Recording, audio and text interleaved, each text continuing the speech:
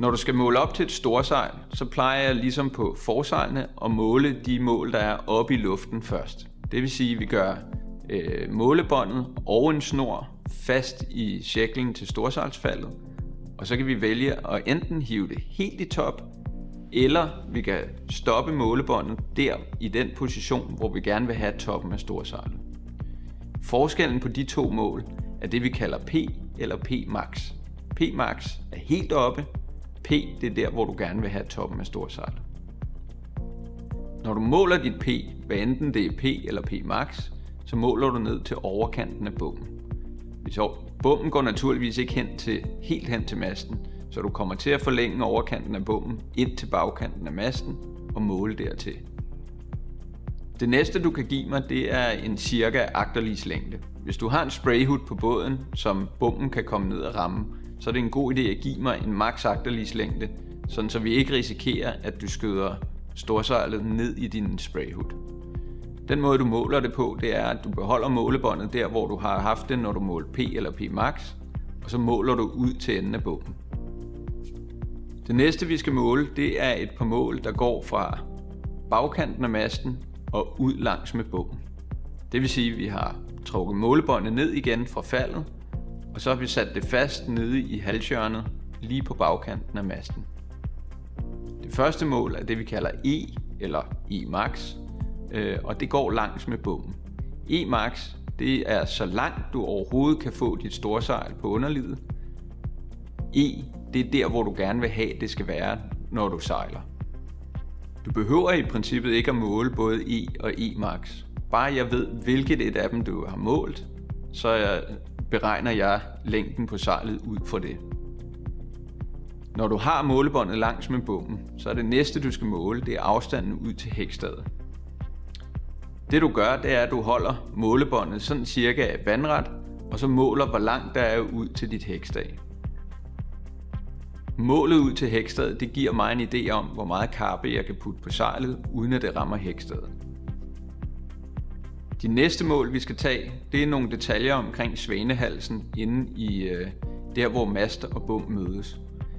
Jeg skal have nogle detaljer på, hvor præcis ringen kommer til at sidde, når du sejler. Det vil sige, at vi måler fra bagkant og mast og hen til pinbolden, som sejlet sidder fast på. Vi måler også til ræbefastgørelsen, således at vi også ved, hvad cutbacket skal være til ræbet. Når du har målt de to ting, så skal vi også have højden. Det vil sige, at jeg skal vide, hvor højt over bommen, at pinbolden sidder både til halsen og til ræbet. Det næste vi kommer til nu, det er slæderne. Vi skal finde ud af, hvad for nogle slæder, der passer på din mast. Det nemmeste, det er naturligvis at kigge på hvis du har et gammelt storsejl, og se, hvad der sidder på det her slæder. Hvis de har fungeret fint, så er der en stor sandsynlighed for, at vi kan bruge de slæder igen. Send eventuelt mig et billede af dem, eller tag nogle mål på dem. På mange slæder sidder der også et lille præget nummer ind i, og det nummer, det har det med at gå igen, også selvom de er meget gamle. Skal du have rulleslæder på dit sejl, så er det en god idé at få tjekket, hvad for en der passer i netop din mast. Rulleslæderne følger med det kit, vi sender ud, hvis du har bedt om at få det ud. Hvis vi måler op, så tjekker vi det naturligvis for dig. Men hvis du selv står med det, så er det altså en god idé at have det her kit, sådan så vi er helt sikre på, hvad det er for en rulleslæde, der passer i din mast. De bedste er de lange rulleslæder, men der er nogle indføringer af masten, hvor den ikke kan komme ind, fordi indføringen er for kort. Og så har vi de korte rulleslæder, vi kan bruge i stedet for. Der ligger også i kittet en slædetester, som er beregnet til at teste, hvad for en rulleslæde, der passer i din mast. Det kan være en god idé at bruge slædetesteren først, og finde ud af, hvad det er for en slæde, der passer, og så se, om slæden den går i bagefter. Det sidste, vi skal bruge for at lave et storsejl til din båd, det er en udhældsslæde i skødet.